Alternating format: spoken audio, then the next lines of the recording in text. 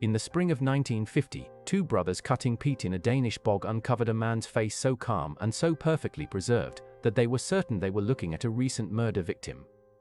They stopped digging, climbed out of the pit, and called the police. The detectives who arrived were right about one thing: this was a killing. But they were wrong about the date by roughly 2,400 years. The man in the peat had been hanged in the Iron Age, and the rope was still knotted around his throat. His name, his crime, and the reason he was lowered into that black water are a mystery we are still trying to read from his skin. The place is called Bjaeldskovdal, a low, wet stretch of peat about 12 kilometers west of the town of Silkeborg in Denmark. On a May morning, the Hojgaard brothers, Viggo and Emil, were doing what people had done there for generations, slicing blocks of peat from the bog to burn for fuel. Roughly 2.5 meters down, their spades met something that was not turf. Meters down, their spades met something that was not turf. It was a shoulder, then a shrunken face, its eyes gently closed and its lips pressed together as if the man had simply fallen asleep. A pointed cap of sheepskin and wool sat snugly on his head, and stubble still darkened his chin. Nothing about him looked ancient, which is exactly why the brothers were so frightened. The Danish police had, in fact, been searching for a boy who had gone missing in the area years before. But bodies do not stay this fresh for years in ordinary ground, and something about the bog changes the rules. The police called in an archaeologist named Peter Vilhelm Glob, who took one look and understood he was standing at a crime scene from prehistory. The whole block of peat around the body was cut free and carried toward Copenhagen so the man could be studied without being disturbed. What they lifted out of that pit would become one of the most studied human faces from the ancient world. When scientists finally put a date on him, the numbers were staggering. Radiocarbon dating placed his death somewhere between roughly 405 and 380 before the Common Era. That is the pre-Roman Iron Age, more than 2,400 years ago, centuries before a single stone of the Colosseum was laid. He was a grown man of about 40, and he stood around 1 meter, a little over 5 feet 3. His hands were smooth rather than heavily worn, which some researchers read as a life not spent entirely in hard labor. Under modern scans, his internal organs, his heart, his lungs, his liver, were found astonishingly intact. Even the fine wrinkles of his skin and the millimeter of stubble on his lip had survived the passage of millennia. The reason is chemistry, not magic. A peat bog is a cold, airless, acidic world, packed with sphagnum moss that releases compounds which tan skin like leather and halt the bacteria of decay. The same acids that preserve the skin slowly dissolve the bones, so many bog bodies end up soft, flattened, and strangely leathery. Tolland man had been sealed in that chemical bath, and it kept his expression for us to meet face to face. Around his neck was a rope braided from 2 strands of leather, drawn tight and finished in a loop. The furrow it left in the skin under his chin and along the sides of his neck is unmistakable. There was no such mark at the back of the neck, the pattern you would expect from a hanging rather than a strangling. Most researchers now agree that Tolland man was hanged. And yet his face is not twisted or afraid. His eyes are closed and his mouth is soft, and someone, after he died, appears to have deliberately shut them. That small act of care sits uneasily beside a violent death. Whoever killed this man did not simply discard him. They placed him in the bog with what looks like intention, even ceremony. In the Iron Age, bogs were not empty wasteland to the people who lived beside them. They were thresholds, watery doorways to another world, where offerings of weapons, jewelry, food, and sometimes people were given to unseen powers. Tolland man may have been one of those offerings. The bog preserved something even more intimate than his face. His stomach and intestines still held his final meal. By studying the contents, researchers worked out what he ate in the last day of his life. It was a plain porridge, a gruel of barley and flax and the seeds of a bulb plant called pale persicaria. In total, the meal contained the remains of around 40 different kinds of seeds and plants.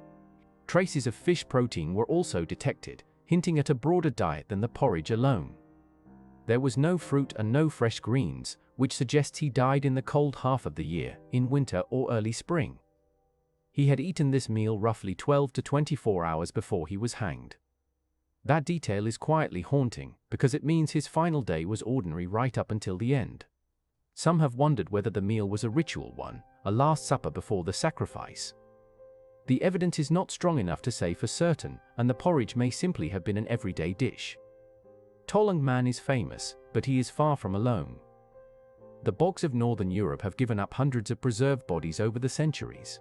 Only about 12 years after Tolland man, and only a short distance away, peat cutters found another. Grauboll man had his throat cut from ear to ear, a wound so clean it is still visible today. In England, the body known as Lindo man was struck on the head, garroted, and had his throat cut, a triple death that has fascinated archaeologists for decades. In the Netherlands, the body called the Weide girl was a teenager, killed and placed in the bog with a woolen band still around her neck. Again and again the pattern repeats, a violent, deliberate death, then careful placement in the water. The Roman writer Tacitus, describing the northern tribes around the 1st century, claimed that certain offenders were pressed down into bogs and marshes. His account is written by an outsider and must be treated with caution. But it echoes strangely with the bodies the peat has actually preserved. Were these people criminals, prisoners, or chosen sacrifices? The honest answer is that we do not fully know, and each body argues its own case. Modern science has turned Tolland man into an open book that we are still learning to read. CT scanners have looked inside him without cutting a single new incision. His skeleton, his soft tissue, and even the shape of his windpipe have been mapped in detail. Analysis of his gut found the eggs of parasitic worms, the ordinary burden of Iron Age life.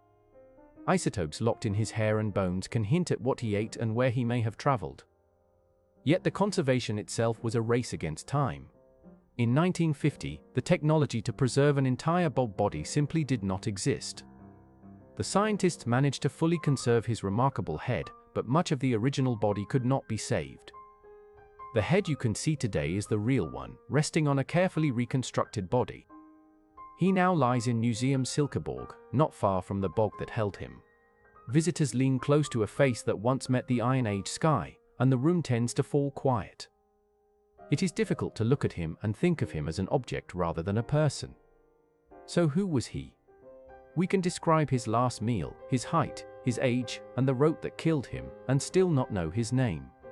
The most widely held idea is that he was a human sacrifice, given to the gods of fertility and the land. Iron Age communities in this region left offerings in bogs for generations, and a life may have been the greatest gift they could give. The careful closing of his eyes fits a sacrifice more than a shameful execution. But another reading is possible, that he was punished for some crime and put beyond the world of the living. A third view holds that the truth may combine both, that punishment and offering were not always separate ideas. We are trying to understand a belief system that left no written explanation of itself. The people who hanged Tolland man did not tell us why, and the bog keeps that secret. What the bog did give us is presence. Across 2,500 years, we can see the pores of his skin and the set of his jaw. Few encounters with the deep past feel this personal. Bog bodies survive only where the chemistry is exactly right, and that balance is fragile. Peat has been dug for fuel for centuries, and draining and industrial harvesting have destroyed countless bogs across Europe. Every drained bog is an archive that can never be reopened. A warming climate and drying peatlands now threaten the very conditions that preserved men like Tolland man. The bodies we already have may be a large share of the ones we will ever get. That makes each preserved face a rare and finite window. When you stand before Tolland man, you are not looking at a statue or a legend. You are looking at a specific human being who woke, ate a bowl of porridge, and walked to his death in the cold. Someone led him to the edge of the water, and someone, perhaps the same hands, closed his eyes. The bog held that final gesture safe for 2,500 years and then handed it back to us. It is a message with no words, and we have been trying to answer it ever since. A raven understands the value of a well-kept secret, and the bogs of the north have kept theirs beautifully, revealing just enough to keep us leaning in. I am Quill, and if you would like more faces pulled from the dark and mysteries worth losing sleep over, perch here a while and subscribe to the History Vault.